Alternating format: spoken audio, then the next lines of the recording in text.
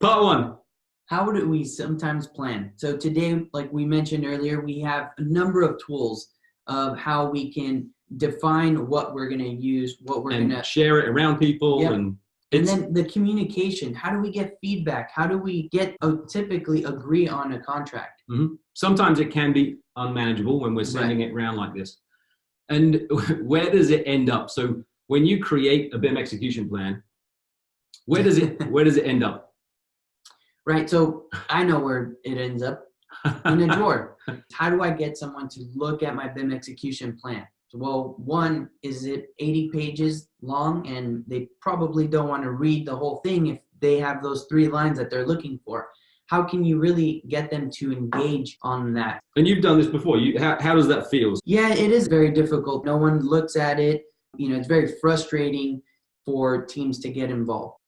We create online BIM execution plans using templates and how we then communicate between our teams, between yourself and myself, acting as different parties in different companies, and then how we would go through an approval process. Yeah, right. Okay, let me flip to, now you can see LOD Planner on the screen. These are all different projects that we might be involved with, but the project, my project, aptly named, here we can see the dashboard when we first go into a project. And the only thing that we've set up in this project are the teams. So we can see who is on each team and what permissions they have. Whether you want them to just view the project or whether you want them to get deep, whether it's editing or management rights. Yeah, a lot of people like to look at this dashboard as their main page of contact information. Typically in a BIM execution plan, you find a spreadsheet with contacts, and here a simple invite can get them all in here and they manage their own contacts, and we can also print this into that contract. So very easily can we get a team going. Once you've invited people to your project, you want to be able to collaborate. I won't go into the details of setting this all up. It's super simple. But if we move to the plan, you'll see we have nothing in the plan to start with. Maybe a good place to start is some templates. In your company, you might have a lot of BIM execution planning templates that you already have, and you can start by inputting these. If you don't already, and you want to use some from the standard warehouse, the library, if you hit the Use Templates button, this will open up the library on the left-hand side, and we can start to look at templates. I might be interested in adding strategic BIM goals, so I'm just going to drag and drop from the left-hand side and drop in.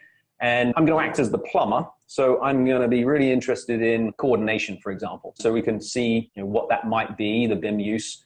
But yeah, I've been burned in the past. So project coordinates are a really important part. So I'm going to drag and drop that in as well. Yep. I'm going to close the library.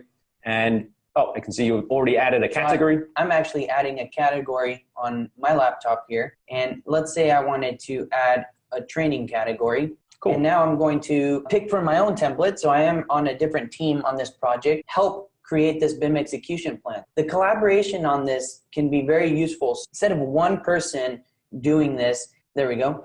So I'll bring in the BIM planning basics. There we go. That I found useful. So Louis just brought this template, what we call a section in, about BIM planning basics. And it's actually loaded even with some videos, which is pretty powerful for a BIM execution plan to not only have the text, but also images, tables, videos, a whole bunch of other things. Yeah, some have said that they've reduced the amount of pages. Instead of having lots of pages, you just summarize it in a video. If I want to edit what Louis has just brought in, I can then go into whether it's resizing something or whatever we want to do.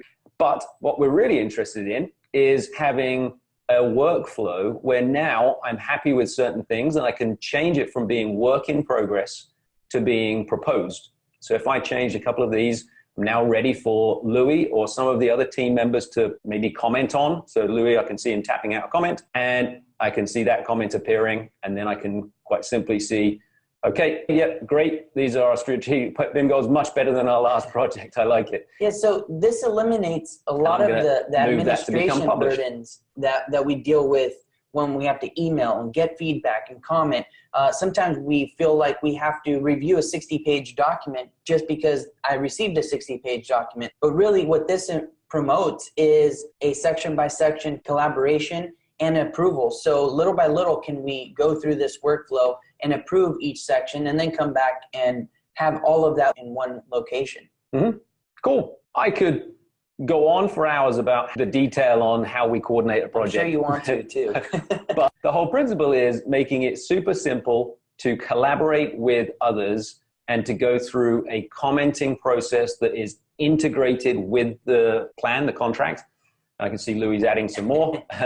And then go through a work in progress, a proposed and a published status so that people can understand what it is that they're working on, what is proposed, what is actually published. So that's a demonstration how we use online templates with a collection of either your own or some from the industry, and then how we can go through a communication and approval workflow with that content.